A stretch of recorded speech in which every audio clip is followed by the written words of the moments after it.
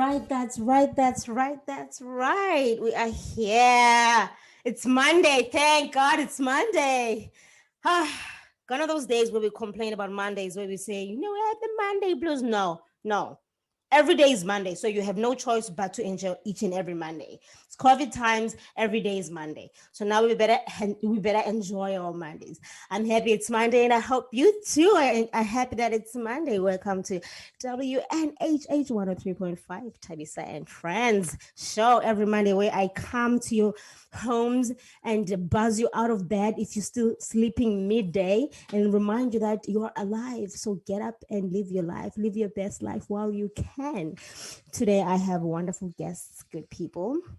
Um, Actually, before I even got there, I was just laughing at this morning, getting ready for the show. I was like, okay, I gotta get ready. I gotta look like, I have a life, and and come to to the radio show. And I was like, did it really have to be on Zoom? Did it really have to? Because now we have to show our radio faces every day.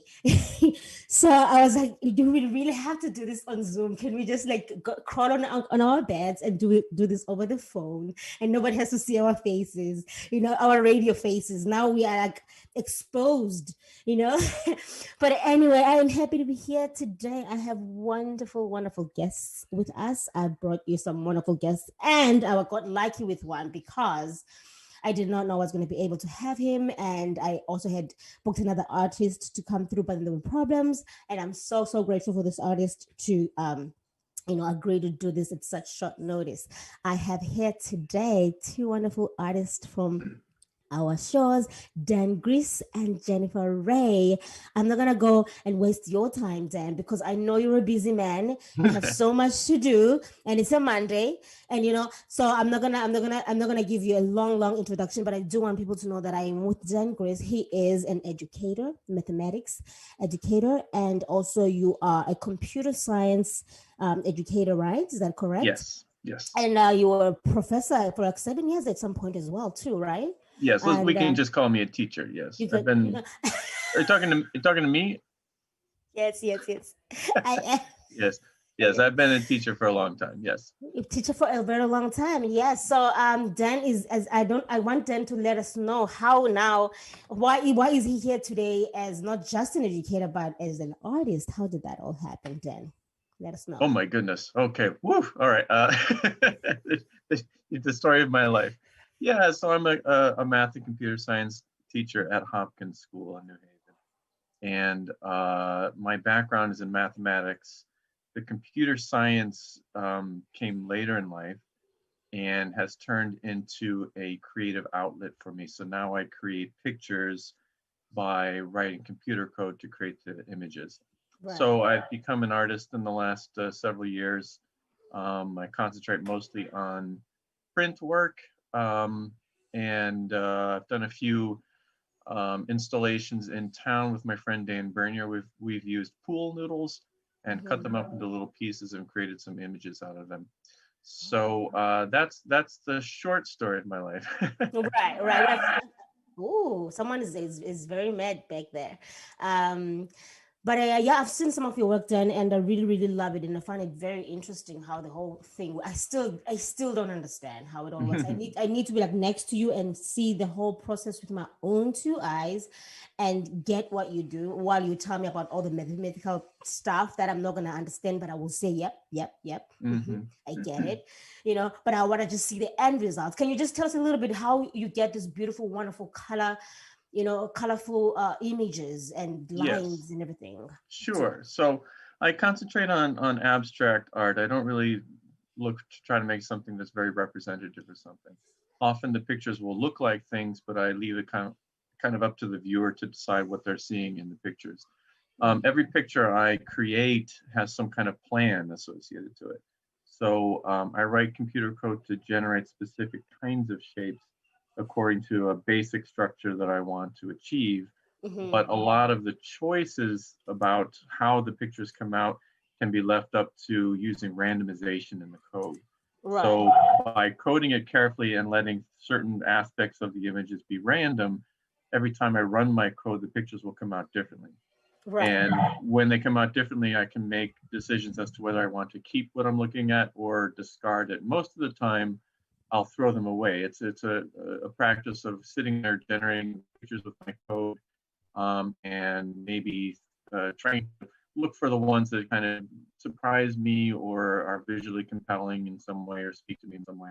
And then I'll Right. save those pictures and maybe tweak the algorithm and try to make some adjustments to how it's generating the pictures, maybe more lines, fewer lines, more shapes or different colors or something like that. But all the colors choices I make, I very frequently turn that over to the randomization of the program so that I Right. can be a little bit surprised by the results myself. Right. I was about to ask you that. Is there a specific program that you use to generate these images? Like, I mean, with pictures, I'll be talking Adobe, and I'll be talking Illustrator, I'll be talking all sorts of things. But now with you, what is it that makes these images? Like, is it a certain program that you use? Well, I write my own code, so I'm writing my own programs. I do a little bit of touch up afterwards in Photoshop, usually only to kind of bring out the colors a little bit more or maybe make some Okay. adjustments. Right. Often to focus on print, I have to care a little bit about bringing up those colors a little bit. But no, the code is all written by me. I Mm-hmm. write in a language called processing, which is built on top of the Java programming language. So Oh. yes, everything that you'll see of my pictures is created by me writing lines of code to make them Right, happen. right, right. And then the coffees, I see there's coffees over there. Um, The coffee oh, is the one image that is not actually generated by code, except for oh, I did write code to sort through the pictures okay. and see how bright or dark they were, and then to arrange them on the canvas that way. This actually was a response to a daily ritual of mine, which is to have a cup of coffee every morning. And I use a French press, and it makes this really pretty kind of shape on the top. And I was just kind of Mm, really interested in those shapes that it was making every morning. So every morning I would grab my smartphone and take a picture of my coffee, and then I edited them all down to just the cup by hand, and then I wrote code to sort them out in this arrangement. random. Oh, wow. So it's a That's little an, bit of a kind of a record of a daily ritual, right, and right. Well, just it's kind of being beautiful. interested by the shape. Right, right. That's really beautiful. So Dan, well, thanks for that. But I'm so proud because I have one of your works, so I'm very chuffed about that. And that's the one I have. That's the one, Thanks, yes. Harry. Yes, Mhm. that's the one I'm going to get, and I'm very excited to have it up in my studio. But I'm still debating because my son. I was trying to get it for my son at first, but now I'm like, nah, nah, nah, no, no, no. That selfish mom came out. I was like, no, it's not happening. It's gonna be mine. I'll get you a firefighter, something or whatever. I'm keeping that. So yeah.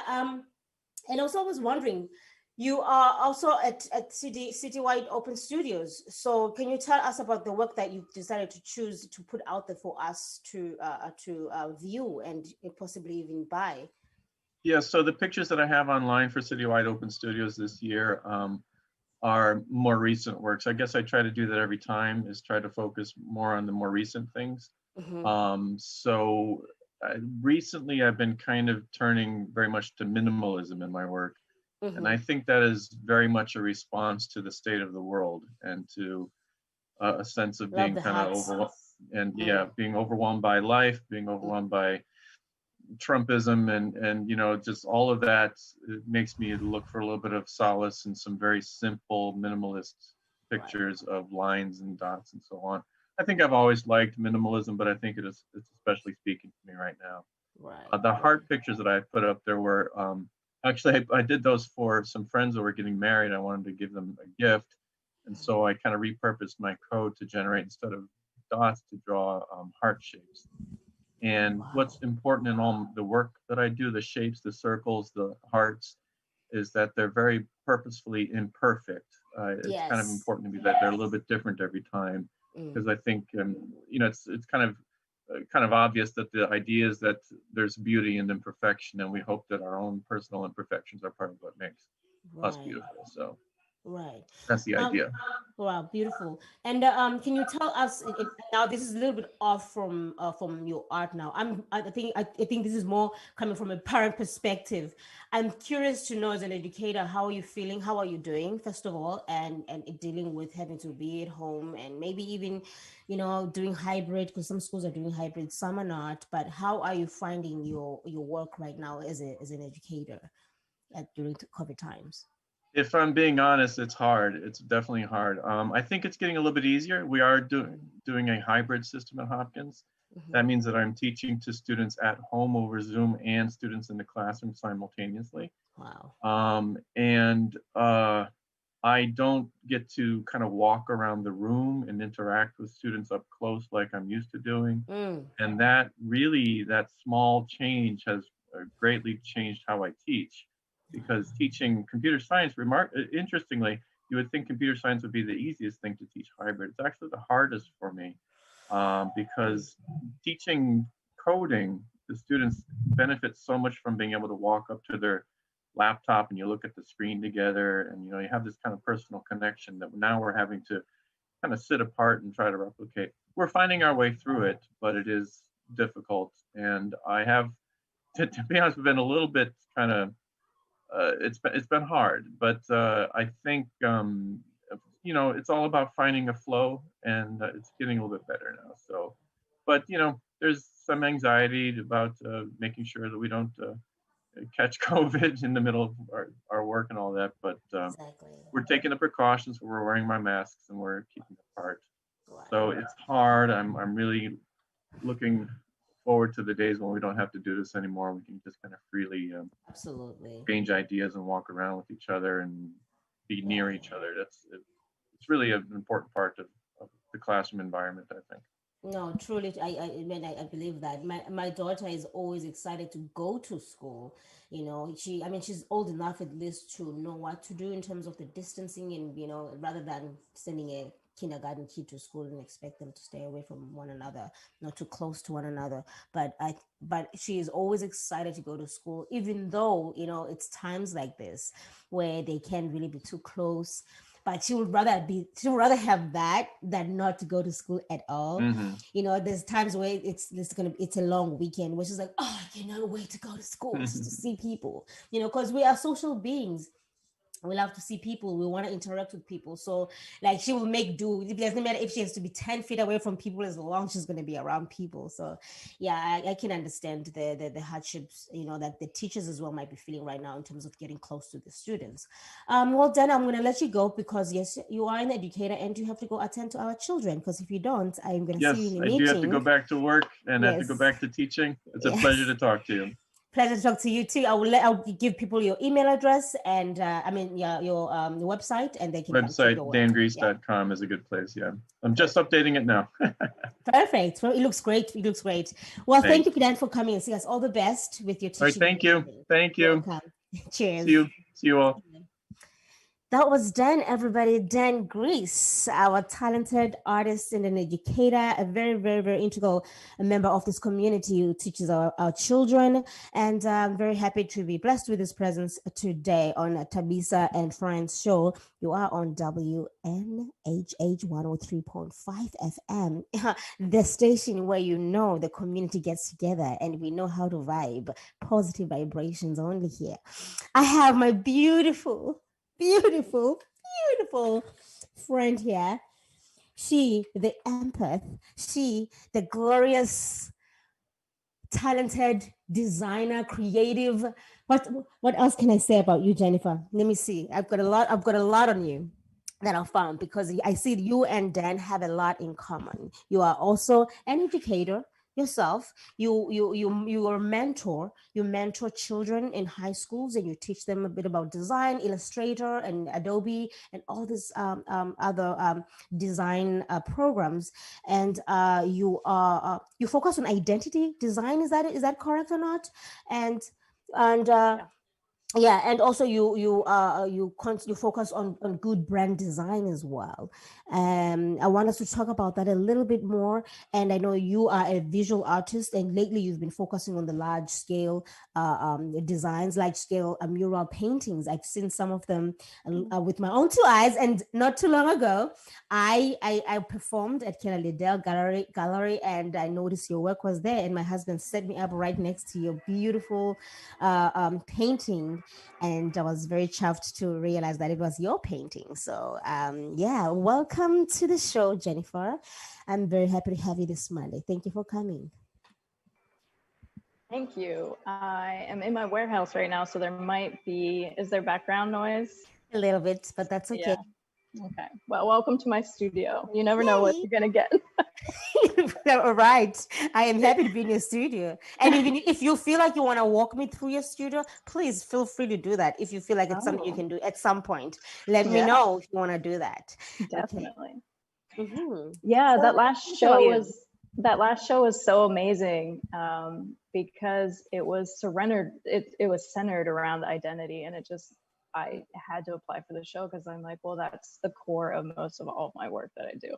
So it was hard to pick one single piece, but I ended up picking my self portrait to go in there, and that it just I love that whole show. It was so phenomenal, and I just love the way that piece looked as the backdrop of your set when you were performing. It's beautiful. I just loved it. It's really, really beautiful. Is that the? I mean, so it was the show called Identity. I forget what was the theme for the Killer Liddell exhibition. Yeah, it was called I Am. I am. That's it. Yeah. That's right. That's right. So, and you not only you've been doing exhibitions, you've been doing exhibitions at the Nesty Woman as well. You've done that. How many years did you do? Just 1 year or a couple of years I consecutively? started Nasty Women. So this is my second year doing Okay. Nasty Women. Okay. Okay. But that show has inspired such artwork that I look No. forward to it every year. I know, I know. I feel the same. I feel the same too because I've never exhibited anything in my life, and then Mhm. my first painting because it's actually that painting over there. Yep. I was like, okay, I'm just gonna do this, and it was called See Me. It was really focused on women that women of color and black women not feeling seen in the artist world and stuff. That was why I decided to exhibit that for that purpose when I did do that. Um, so I want to know about your work that you are exhibiting right now at Citywide Open Studios, because that's where you are exhibiting right now, and you are selling some work. And there we go. Thanks, Harry. Can you tell us a little bit about your work over here? Yeah, well, my most recent series is actually that image that we're seeing right now is the first of the series. So if you scroll down that page, I think you'll be able to see the other two images in there. Or I can actually show you too. They're up here Yes, on please. As the Harry shows us wall. there, you can show us too. Yes. Yeah, Awesome. there's the other two. There they Um, Are you so able to move? Are you able to move physically? I Not yeah, really. actually I can. Yeah. Yeah. If you can, please feel free. Feel free. Let's see. So you've moved to a new studio, Jennifer. Yep, this is our brand new studio, and we open it up to other artists to rent when they need space to do Nice. any kind of collaborative work or Yes. I was about to say. shoot their portfolios or have small social distance performances. We had Alexis Robbins in here doing a tap performance with the artist Eve Wilson, who had his artwork on the wall. And then we were allowed to have 5 people in here to watch each performance socially distanced with Okay, spots marked out. I'm coming. I'm Yes. coming. I'm coming. I did not know that was where that was happening. I wanted to go and see his show, but I did not know that was where it was happening. Because I know you've done this before, where you do your studio, becomes a collaborative space. Yeah. However, I know that you were moving. I didn't know that you were actually now settled and or sort of almost settled. I don't know if you're fully settled in. Yeah. But what I remember was that you were still moving places. So I didn't know that you've got it started already. Tell us about what's happening now. Yes, we are now officially open as of last weekend. And the space, it's wide open. We've got these huge windows. I mean, I guess I can do like a little turn around here. Yes. So we've got these lovely, big, bright windows and this gorgeous floor. And then we just have this gallery wall space that's just huge for artists to shoot. And then the wall that's behind me can also be a shoot wall. But I'm hoping to fill it with a beautiful, colorful mural, this wall right here. Okay. Do you want to do the mural, or you want other artists to do it, or you plan on letting your juices out? What do you want to do? You want to let your juices out on that wall? The plan is to collaborate on the design of it, and then I was hoping to have some area youth to help me get it up on the wall. Perfect. So collaborative at both ends. Right. I'm excited for you. Geez, I'm really excited. I didn't know that you guys had already started doing this. And I know Alexis as well had put out that she was doing a performance, and I really wanted to come and see her, but I'm just so busy, couldn't really make it. And I just didn't know that it was happening at your house. So good to know. And I'm going to come now. Now that I know it's your house, we will talk after this. Welcome. Yeah, I am so excited. So can you tell us a little bit more about your work with the youth? Because I didn't really know that you were working with youth and that you were an educator as well. So can you tell us about that side of you that we don't know about? Oh, yeah. I think it's funny because some people only know me as an educator. Some people only know me as a designer. Some people only know me as a visual artist. And they're like, oh, you do these other things? Yes, I'm all of these things. To me, it's the same. The way I educate is the way I make art. The way I make art is the way I design. So to me, it's kind of like, oh, it's all the same. Right. But the education piece is really important to me. I've been an educator for, probably about 12 years now. Wow. And in varying capacities. But right now I work with Arts for Learning Connecticut, which is a great organization that takes teaching artists and put them in museums, schools, during the school hours, after hours programs, summer programs. You kind of get to choose what kind of contracts you do. But currently with COVID, I don't have any of those contracts. So I'm focusing on visual art and design. Right. And then every year in the spring, I do mentorships with high school students. Okay. And so they come to the studio, and depending on what their interests are, because I like to cater it to their interests, because to me, a mentorship is more than just an internship. Right. So I want it to be personal. I want to hear what their real interests are. Yeah. Because I think, especially creatives, we are given, I'll speak personally, I was given a very generic arts education, especially in high school. And I had ideas of what direction I wanted to go in, but I had no one to guide me.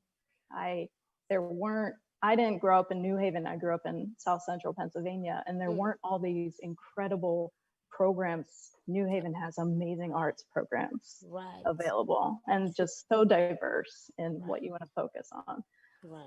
So I really listen to the children, the students, and hear what, are they interested in doing animation? Are they interested in cinematography or sculpture or multimedia? And then I connect them with working artists, professionals here in New Haven, because you and I both know there's so many professional working artists here. Right. And so many of us would love to sit down and talk to a high school student for, Absolutely. 30 minutes.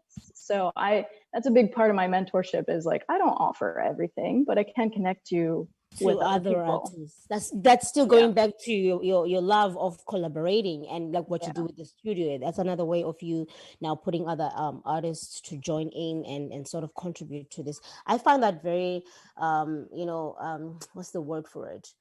Well, let's just say it's a very important and integral thing and part of our community, rather, when you have artists or working artists that can pass on their knowledge to those that are young and those aspiring artists. I feel like that's a very important thing because, where I come from, I didn't see a lot of artists, first of all. I didn't see a lot of, there were musicians, but not necessarily to where I stayed because my reach was not that far. But I wish I saw a lot of people that were active in their work, places, whether they were artists or they were educators or they were anything like doctors, where they would want to collaborate with the youth to just get us involved when I was younger. I think it's a very good thing that you try to incorporate youth into your own work, and sort of, and I like your style of saying that, there's difference between internship and mentorship. Mentorship, you want to do what they want, and I think that way it gets them to want to stick with the program. It gets them to continue to be interested, instead of like, okay, I'm just gonna do this because I have to do it. It's part of me getting the point, my points, or whatever scores, but it's like, okay, they want to do this because they are interested. So I wanted to also find out about your design work, because I'm not quite sure exactly what you do in terms of your design. Are you, because some people may think, are you designing homes? Are you interior designer? Are you what kind of designing are you doing here? What are you talking about? Yeah, sure thing. I love to focus. I do really appreciate and enjoy identity design, so developing identities for businesses. But really, I'm kind of, again, going back to the mentorship talk, really, I'm kind of mentoring businesses through that identity piece, because Wow. walking through a new branding or a new location or a new target market, all of that is all involved in your identity as a business. And you really honestly should not just slap a logo you find on the internet, or like, you shouldn't slap that on there, because your business is more important than that.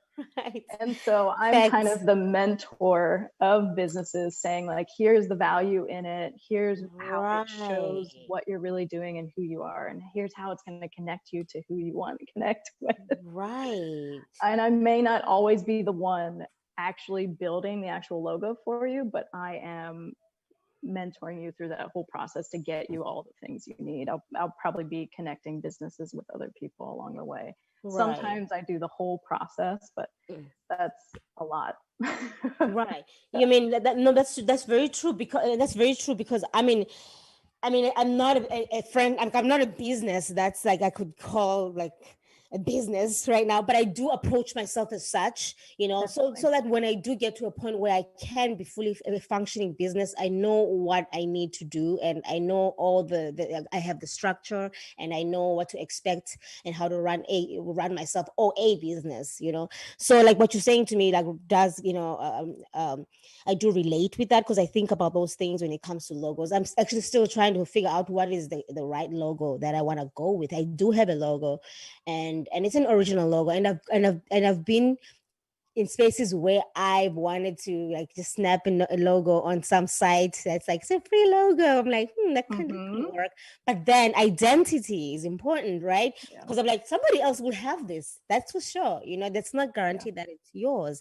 So as someone who also likes to, who likes to be unique, I just couldn't bring myself into just taking a logo anyway and just putting it in and saying that it's my logo. It's very important what you're saying. I really I think it's people should consider giving you a visit and ask a little bit more about identity and their business identity.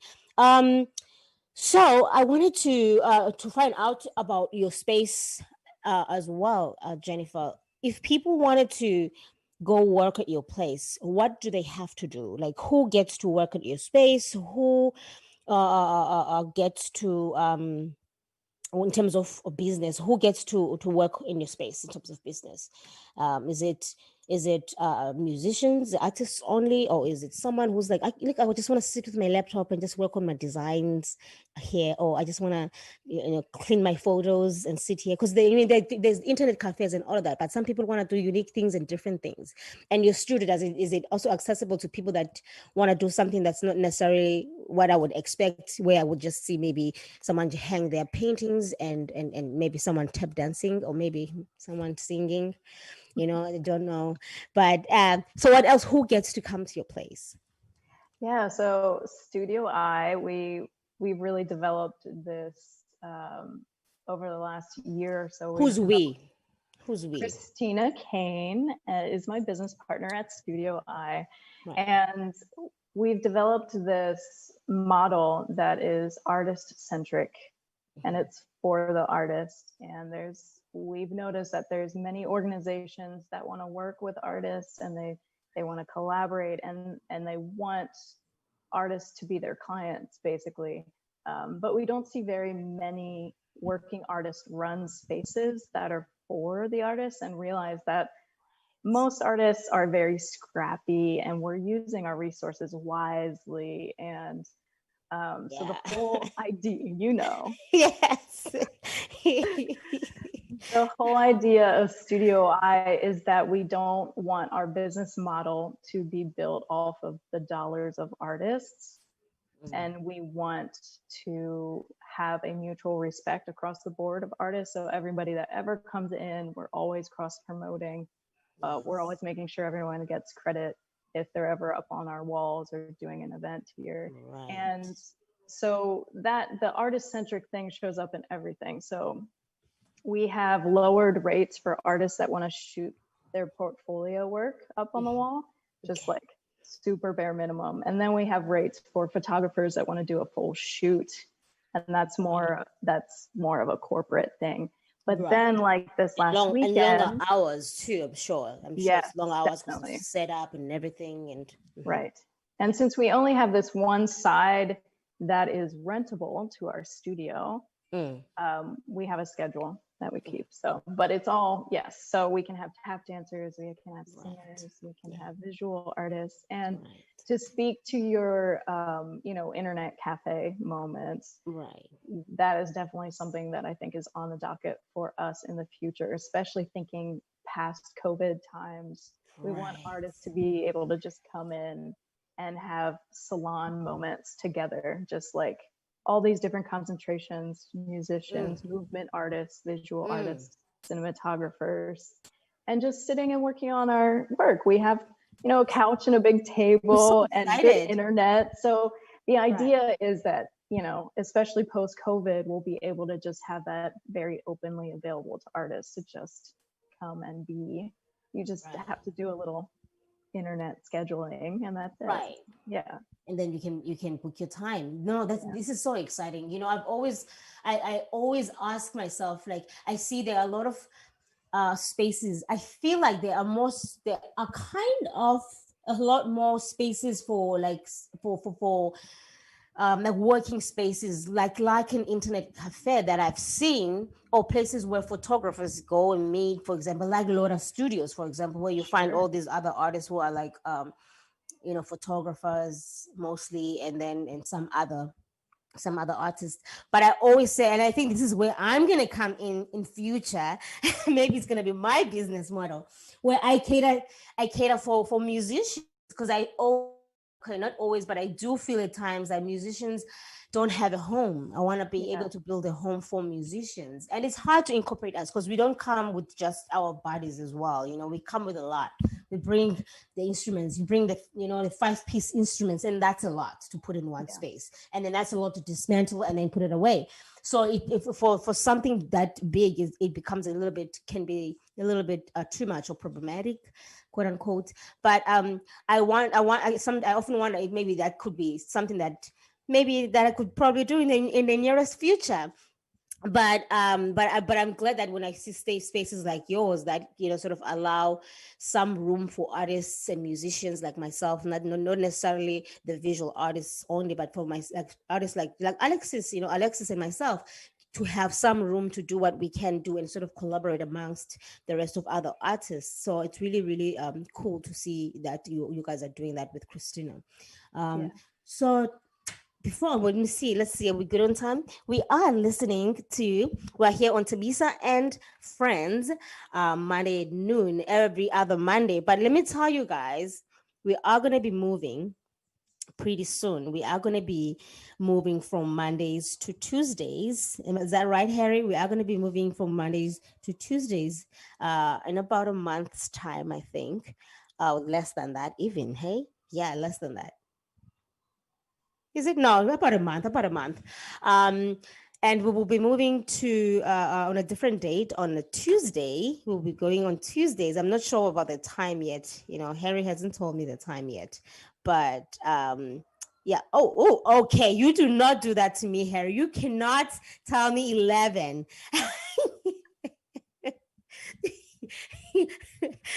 Okay, like folks, I am experiencing a little bit of a shock here. Okay, like I'm being told my time for the show that's going to well, this same show, but then we're gonna move it to Tuesdays, every Tuesday, 11 to, oh, you sent it to me, Harry. Oh, I didn't see that. I'll check it. 11 till 12 o'clock. Really, Harry? Okay. I'm not gonna say a lot right now, but yes, guys. So we will be moving Thabisa and Friends. Thabisa is moving to Thabisa and Friends is moving to Tuesdays, 11 till 12 o'clock. So hopefully you guys are going to be around it in that time, and we can have some nice chats. And if you want to be featured in the show, let me know on time, because the show is always fully booked. Okay, do not think it's not fully booked all the time. I have here today Jennifer Ray. She's an amazing artist and an educator. She's a mentor to our youth in high schools, and but not only limited to the youth, of all ages. And she also mentors businesses as well, helps businesses to identify their business, to make it different, to identify their uniqueness, and help them with their branding design. Jennifer, again, thank you for coming to the show. So I read somewhere that I think maybe I was on your website, that you do not like to talk to clients. You don't like to talk at the clients. What does that mean? What does it mean, talk at the clients, preach to the clients? I think that many professionals sometimes can get into this rut of like, I'm been doing my business for a number of years. I've studied a very long time. I know what's good. I'm going to tell you what's good. Right. And then you're taking the client out of the equation, because they're a big part of it. So you need to hear where they are, what they make or what they provide.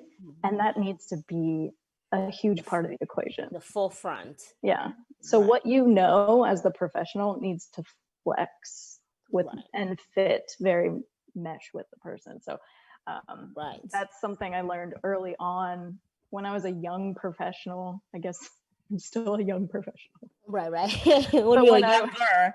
When I was a much younger professional, that is what I did. And at some point I realized, oh wait, this is not how I want to do business, and this isn't the right way for me. I like that. Yeah. No, I really like that. I like that a lot.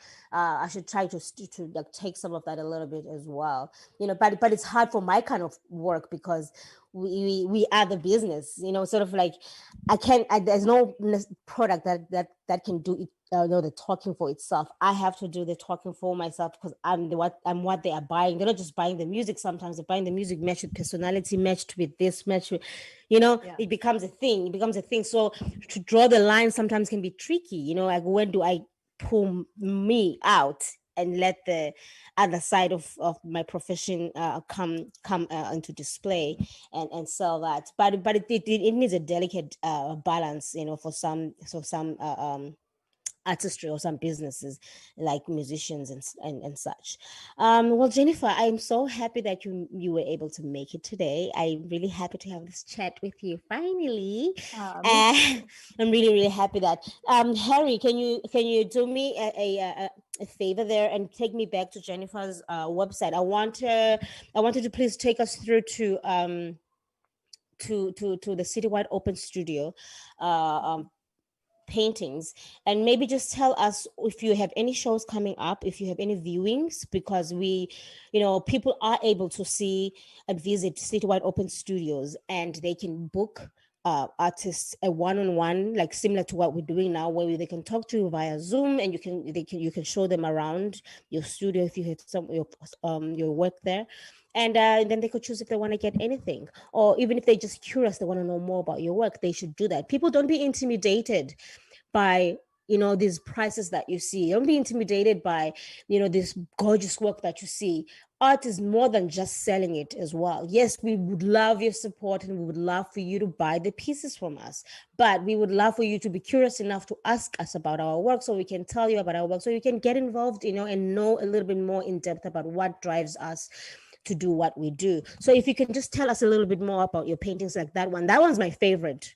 Well, I've got so many of my favorites with you, but okay, Thank that one you. too. You're so sweet. I think it's also really important to note with people that are maybe approaching the fine art world for the first time, or they're a little bit new, is that most of these artists will do payment plans. If there's a piece you're completely in love with and it will take you 2 years to pay it off, artists are happy to work with Right. you. So again, like, don't let the prices Right. we're just, artists need to be compensated for their work and their Absolutely. ideas. So Absolutely.